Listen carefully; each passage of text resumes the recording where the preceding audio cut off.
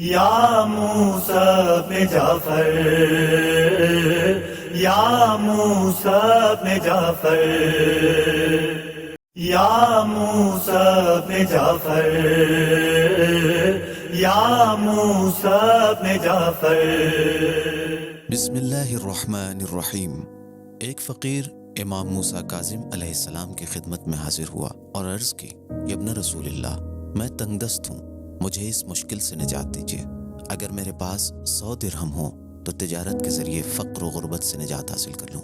امام نے مسکراتے ہوئے فرمایا، میں تم سے ایک سوال پوچھوں گا، اگر صحیح جواب دیا تو تمہاری ضرورت سے 10 گنا زیادہ مدد کروں گا۔ فقیر نے عرض کی، یا ابن رسول اللہ، پوچھیے۔ امام نے فرمایا، اس دنیا میں تمہاری کیا آرزو ہے؟ فقیر نے کہا، میں اپنے دینی بھائیوں کے حقوق کی ادائیگی اور اسی طرح دین اور دینی بھائیوں کی حفاظت کی آرزو کروں گا۔ امام نے اس شخص سے پوچھا، تم نے ہم اہل بیت کی محبت کیوں طلب نہیں کی؟ تو اس شخص نے جواب دیا، یہ عظیم نعمت مجھ میں پائی جاتی ہے، میں اس نعمت پر خدا کا لاکھ لاکھ شکر ادا کرتا ہوں اور اللہ سبحانہ و تعالیٰ سے چاہتا ہوں کہ جو چیز مجھ میں نہیں پائی جاتی وہ عطا کرے۔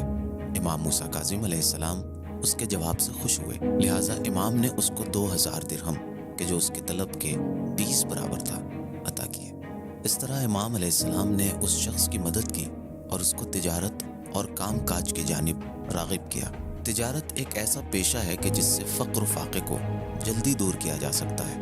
دینی بھائیوں کے حقوق کی ادائیگی ہر مسلمان کا اخلاقی فریضہ ہے۔ محبت اہل بیت علیہ السلام ہمارا سرمایہ حیات ہے۔ ہر دور میں اسلام اور مسلمان بھائیوں کی حفاظت کرنا ضروری ہے۔